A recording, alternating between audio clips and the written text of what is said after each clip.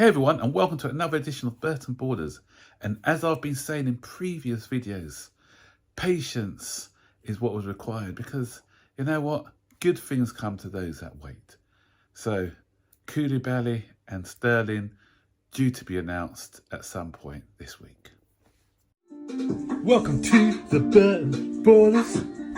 Ain't got no time for no stallers, yeah.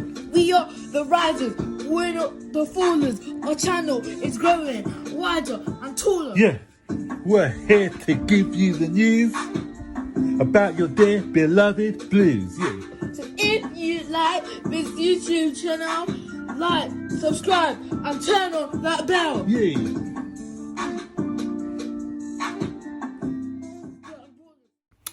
Yeah, a lot of people are moaning that Chelsea haven't been getting any business done, and boom, out of the blue, we've agreed a deal with Koulibaly, and we are very, very close to agreeing a deal with Napoli for the signing of Koulibaly.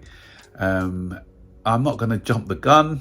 You know, I've done that once already. Oh, no, not really jumped the gun, but, you know, I was getting a bit gassed about the Rafinha deal, but, you know, guy's not holding up the shirt yet, and he's not signed that contract. But it looks like this one's going to get over the line, unless there's some last-minute hitches on this one, or Barcelona come in with a counter offer of 10 million. I don't know. Yeah, but the Sterling one, I actually think it's actually been signed. It's just the club are waiting for the right time to announce it. He's already flying out to America to Orlando for our tour. So there's nothing to be worried about on that one, guys. A lot of people are, you know, saying, why isn't it announced? Why isn't it announced? But, you know, if you look at the Gabriel Jesus one with Arsenal, we all knew that he was joining Arsenal. We all knew that he had signed it, but it became official a good 4 or 5 days after everyone knew that that deal had been agreed. And that's similar sort of thing with Sterling. You know, everything is done, and it's just awaiting that final confirmation. So Koulibaly, you know, he's somebody who was my first option, but you know, some reports are saying we may be getting Koulibaly, and we haven't given up on the De Ligt situation.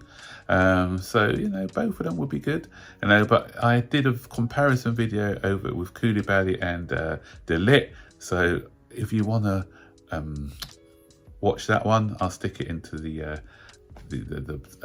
link above. So just click on that to look at those. And for me, I think Koulibaly ticks more boxes at the moment than De Ligt does. You know, De Ligt only has, for me, is the bit of height and the age thing. Apart from that, I think Koulibaly excels in all the other areas. And I know a lot of people are saying, you know, especially rival fans, not so much Chelsea fans, rival fans are saying, oh, the age thing, he's 31 or whatever. But it doesn't matter. Age is not something. We've seen it now with a lot of players. Our age is just a number. You know, look at Thiago Silva, you know, 38 years old and still going strong. You know, we're looking at people like Cristiano Ronaldo. We're looking at Abramovic has signed a new deal at AC Milan at 40.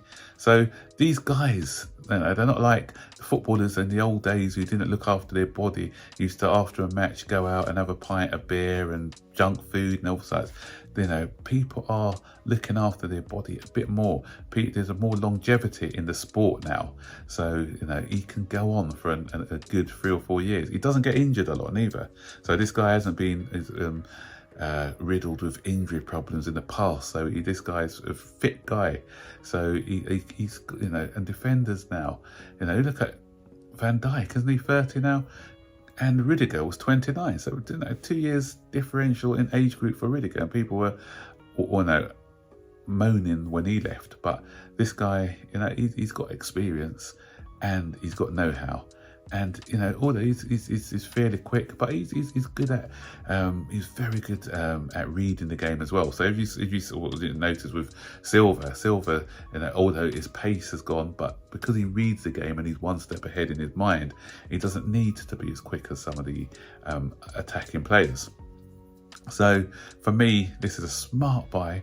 you know, for the money, £30 million, I think we're going to be getting him for £160 million in wages. So yeah, very smart deal. And apparently it's a 5-year deal, so it's quite a big deal for a 30-year-old. And that's two things. Back in the day, under Abramovic, we had this weird thing of not giving contracts to people over the age of 30, more than 1 year contracts. So we could have lost the likes of John Terry back in the day because of that ruling that we had. But now we've kind of changed that sort of ruling. And another thing which is good to see is, you know, these are the negotiations which are going on with Todd Boehly. A lot of the directors from other clubs, apparently they are saying how refreshing it is to deal with him. He's very open in his negotiations. There's no game playing with it, and you know, he wants his targets. He'll go for his targets. If he can't get his targets, he'll just move on and go to another target. So, you know, and he's really very good. He's not difficult to deal with when it comes to negotiations. So with the previous regime, we did see some hard boarding at times. You know, sometimes it was necessary, sometimes it paid off, but sometimes it didn't. So, you know, this is a new way of doing things now. So, and he's not messing about as well, because obviously he's good to deal with, refreshing to deal with. But again, he's not going to be mugged off. He's not going to be paying over the odds for a particular player. If he feels that he's got a particular valuation for a player, and the other club are playing a bit hardball, then he'll move away. You know, we've seen it with the Lit deal, where, you know, Juventus's asking price is way too high, so we said no, we're not negotiating with them at that price. And so Bayern Munich have come in, and I think even they are finding it too high, the price. So if Chelsea do come in at a price a bit higher than what Bayern are offering, but lower than what the valuation that Inter Milan want, then maybe that's the way that this deal could be had. But no, we're not going to be, you know, paying big bucks for these for players, you know. So there's other talk as well that we're after Leao, because it's now official that Rafinha's flying over for his medicals at by Barcelona. So Leao's the one that we're looking at, and he's an interesting one. You know, a very good player, very direct player, good. You know, got a trick or two on him. He's very pacey, and he was, you know, he's somebody who can make a difference. So I've watched him a few times playing for AC Milan, and in games where they've been struggling at times, he's come up with the goods. So that's what we want, you know, someone who can, you know, give you those clutch moments when you're struggling to get a result.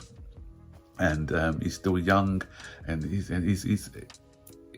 a client of Jorge Mendes, who Todd Boehly has had meetings with, and apparently, you know, I think he wants 4 million. He's on, is it 1.5 million a year contract at Milan? He wants 4 million. Or is it they're prepared? I can't remember what the numbers were. Does he want 6 and they're only prepared to offer 4 or something like that? So there's a 2 million differential, and so he's got a buyout clause of 150 million euros. But the thing is, after the next season, he's only got 1 season left, and his value is going to be going way down after that. So and they won't allow him to run down his contract, because they won't be getting anything for him. So, you know, if Chelsea come in with a decent offer around about 60-70 million, I think that can get that deal over the line. So yeah, that's an interesting one. So stick your comments in the section below on what you think about Leao. I really rate the guy. Do you rate him? Koulibaly, are you happy that we're getting him, or are you like some others who think that he's a bit too old? Do you think he's exactly what we need, like I do? I think his experience would be invaluable for us. Who would you like to see coming in as another defender? Because it looks like Ake could be one of the defenders, but apparently we're after 3 centre backs. He'll be your third option if we had to choose one. You know, stick it in the section below. So that's it, guys. That's the transfer roundup for today. So don't forget to like this video, subscribe to the channel if you haven't done so already. Hit that bell notification and share the content so that others may know what Better Borders is about. So I'll see you on the next one. So take care. Bye-bye.